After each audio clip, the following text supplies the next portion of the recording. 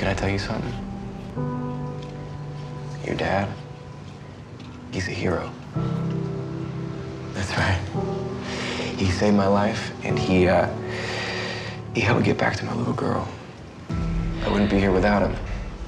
They called him the legend, and in Texas, he is a hero, major hero.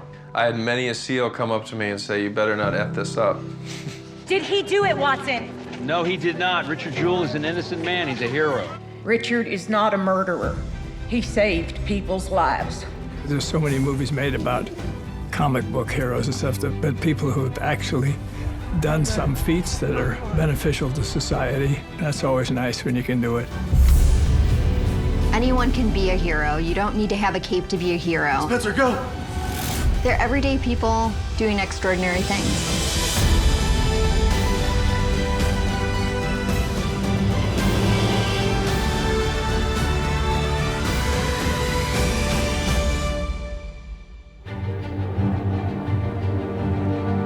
Since the birth of cinema, the movies have excelled at telling hero stories. But in Clint Eastwood's films, heroes are rarely black and white. You don't have to worry, kid. I ain't gonna kill you.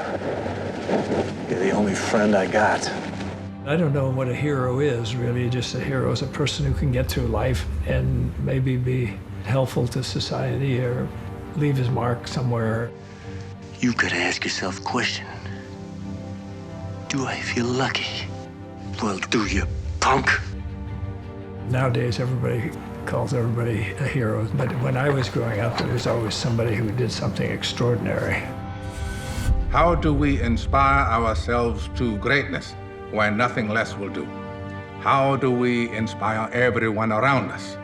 Inspirational stories of heroism are central to Eastwood's body of work, none more so than his portrait of American sniper, Chris Kyle. Baby? Chris? Baby, I can't hear you. Hello? Eastwood's film of his life and tragic death paints a complex portrait of a warrior, both in battle and at home. Okay, Bubba, we're gonna pick you up. We're gonna take you downstairs. I think it would be easy to make this like action movie and it's all about the guns and it's all about the this. This was all about the man. This is a story about a hero and it's a story about his journey. It's not about them. It's about us. You have to make it back to us. It's not just a big pro-war picture. It shows the toll war takes on you. We made it a point to constantly remind ourselves that he's a real human being, and we have to stay true to that story that we've gotten to know. Under Eastwood's guidance, Bradley Cooper brought to the screen a Chris Kyle so authentic, it surprised even those who had known Chris well. It was so impressive to see how Bradley transformed and was committed to Chris Kyle. You could see his level of commitment every day, and I think it was like, it inspired us. He could have made a very good movie without doing all the work he did to be Chris. He has the talent. He's very gifted at his craft. Can't do it, man. We need you on Overwatch. What if I'm down on the street, Mark? Mark, house to house is the deadliest job here. You got some sort of savior complex? I just want to get the bad guys, but if I can't see them, I can't shoot them. Look, all these guys, they know your name. They feel invincible with you up there. They're not. They are if they think they are. Why don't you just keep banging on the long gun? We'll let these dogs sniff out Zerkawi. People see this movie, they get the heart, the soul, the character, the real Chris, not one-dimensional, multifaceted Chris. He embraced this role to the point where he had the mannerisms down. So I'd seen Chris shoot enough times to know just the nuances of how he would support the gun with his hands, how he'd dial it in, how he would look with, intent and calm at the same time. And Bradley nailed it. I mean, to the point where in the trailer, there's a part where Bradley is looking through the scope and he does a little sniff and sort of readjusts the dip in his mouth. And I noticed it, my mom noticed it, and I just thought, that's because we know him so well. But when I talked to a few of Chris's friends, they were in awe. They said, I mean, he even has that part down. I'm better when it's breathing.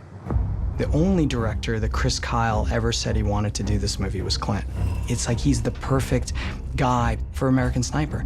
I think Chris wanted Clint Eastwood like he wanted a Ferrari, but I don't think he thought there was a pig's chance in hell that he was getting Clint Eastwood.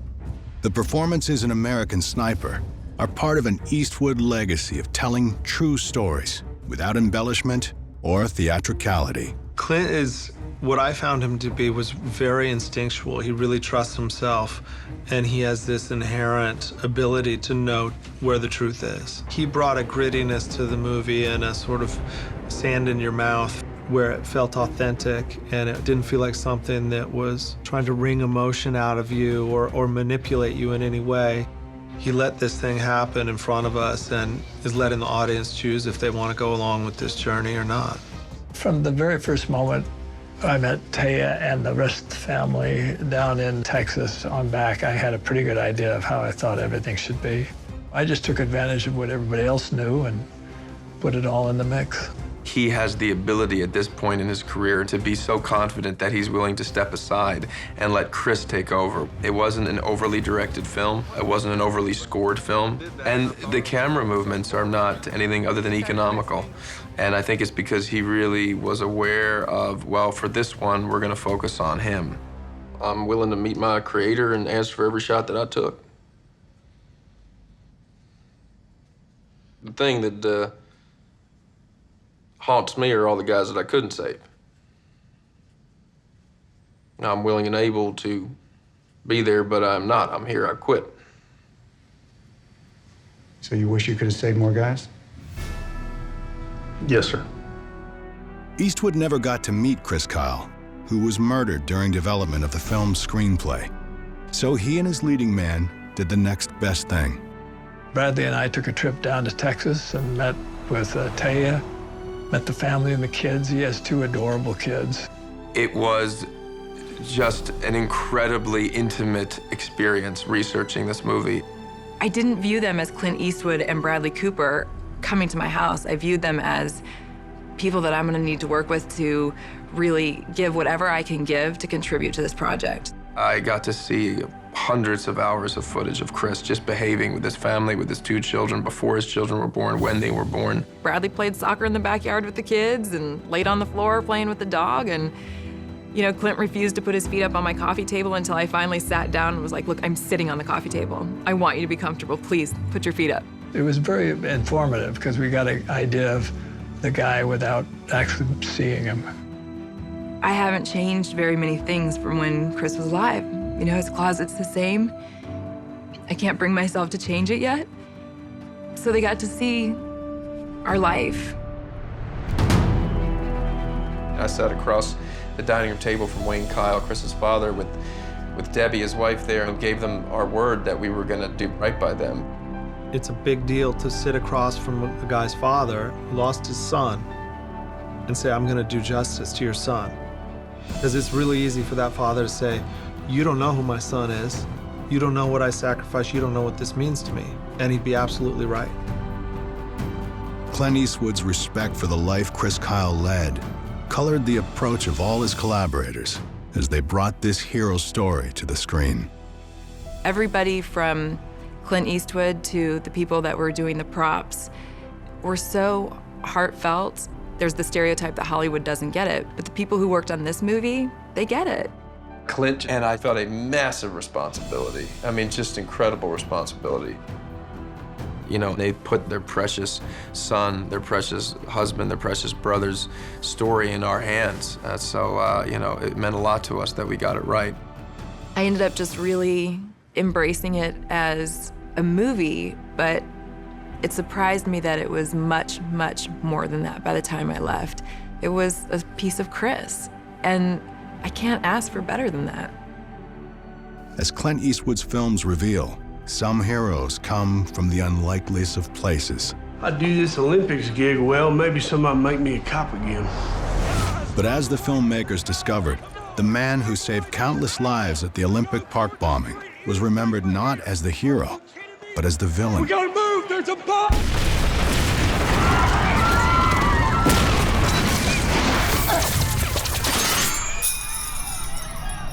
Wherever we went location scouting, everybody, when you said Richard Jewell, they didn't say the hero.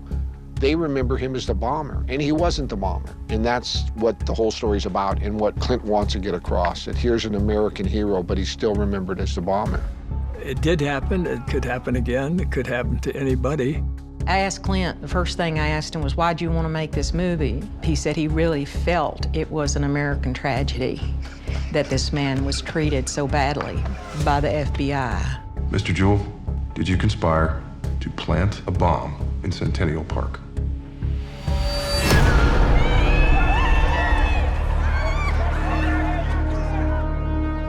No. Then how did you know to be on the other side of that AT&T tower where you knew you'd be protected from the blast? A bomb went off right where you were stationed. Chaos erupts, bodies hit the ground, cops go flying. I was one of them. You come out without a goddamn scratch. How does that happen, Richard? I think it was very important for Clint to reveal that.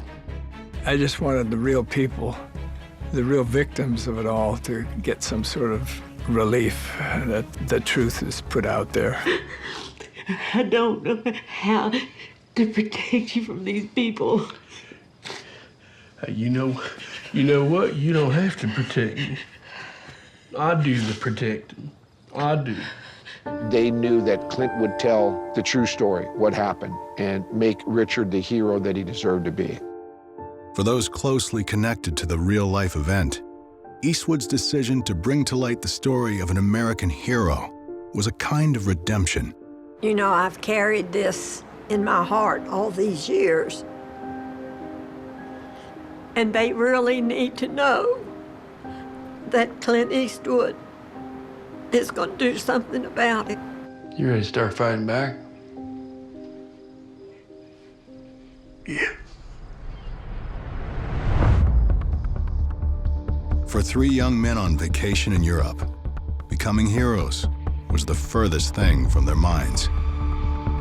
They were young Americans that you don't expect them in this so-called millennial generation to really step up and do much. But these guys did. When Spencer Stone, Alex Scarlatos, and Anthony Sadler stopped a terrorist on a train bound for Paris, they made history. Yeah, I don't know, man. You ever just feel like life is just catapulting you towards something, like some greater purpose? To tell their true story in the 1517 to Paris, Clint Eastwood made some movie history of his own, casting the three heroes to play themselves. How we went after the leads was the same as any other project that I would have done before. We auditioned actors. I was going through the regular casting thing of looking through a lot of actors on tape, good actors too, and they would have done a good job. But every time he saw the real guys, he kept saying they have such great faces. They don't make faces like this anymore. Clint has been in the business for 63 years. I mean, that was one of the things when he made the decision to go with these non-actors. He knew what he was up against. Still at 87, he's out there taking chances. I didn't know whether this would work or not, but I've done a lot of pictures over a lot of years, and I thought I'm willing to try crazy things. When he asked us, we were kind of taken aback, but if he felt like we could do it, he basically just gave us the confidence to do it. Eastwood avoided portraying the men as larger than life, resulting in a film full of genuine moments shared by three real-life friends. At the end of the day, we're just regular guys, honestly, so there's nothing special about us. I mean, to be referred to as heroes is kind of a trip because, I have heroes, and now I've read notes from kids and stuff about how they did book reports on me, and that just is kind of crazy because it was only just a few years ago that I was doing book reports on my heroes. The way I look at it is that I had an opportunity to do something good, and I took it. And obviously God was watching my back. I still feel like we're just everyday people, and everyday people can do great things as long as they do their part. To be honest, we're just incredibly grateful that we survived that day.